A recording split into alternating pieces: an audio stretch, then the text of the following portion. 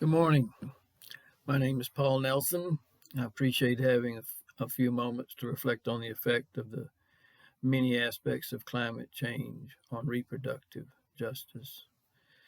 I won't define climate change. I know you know what that is and the importance of it.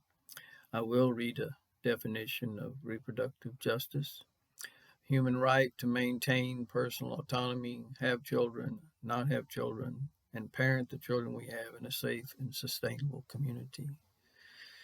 I found that the best way for me to understand or comprehend the complexity of the subject was to focus on the well known results of climate change and note the impacts of those on reproductive justice.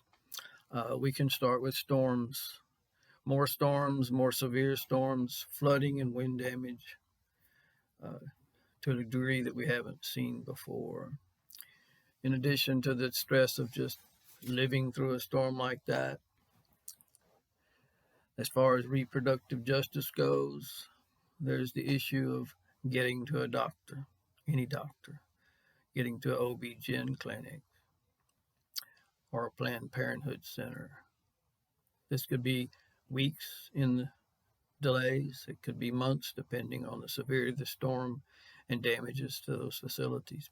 We are already short of those facilities in this country, and this would only exacerbate it as those storms continue, make the problem worse.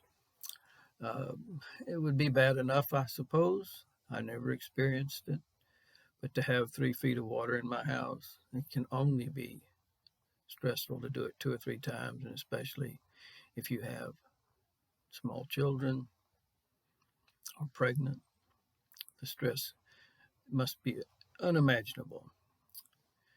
As with Ike and other storms, it's been documented that domestic violence also increased during these times because of the overall stress.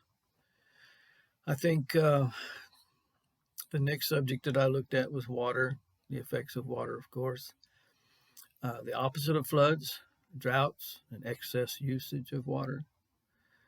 We would see sea rise caused by the change, inundate aquifers, create poisonous waters instead of drinking waters.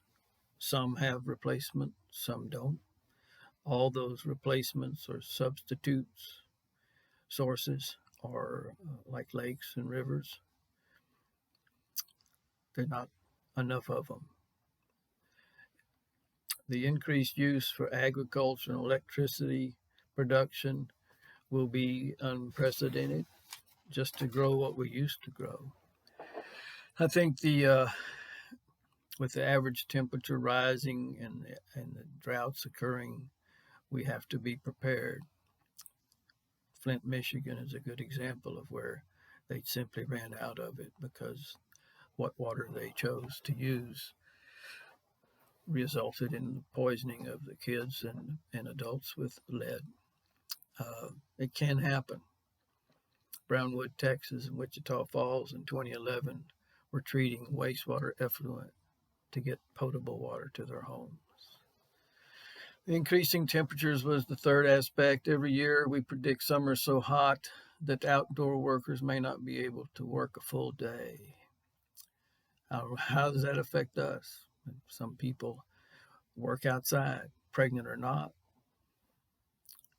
I think we have people, obviously, who ride buses to work, from work, to school, from school. Some have no air conditioner today. It won't be any cheaper 5 years, 10 years from now. Kids can't go outside, increased stress. Again, it's well documented that excessive heat leads to fetal damage as well as increased heat strokes in mothers, pregnant mothers. And again, the unfortunate result of all this stress being increased domestic violence. And certainly that's a factor that has to be considered when we talk about reproductive justice. I think in closing, I wanted to read a quote from the Journal of American Medical Association: climate change has a disproportionate effect on global women's health as it broadens existing gender-based health disparities. We ask that the government and public health agencies take steps to ensure the protection of women's health services and human rights. JAMA, or Journal of American Medical Association, was first published in 1883. Well respected, and certainly right on here.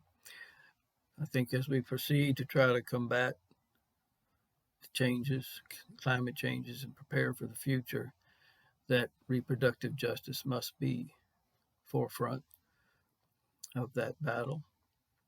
And planning for that is just as important as any other aspect, if not more so. There are many good reasons to combat climate change. Defending and promoting reproductive justice is one more really, really good one. Thank you for your time.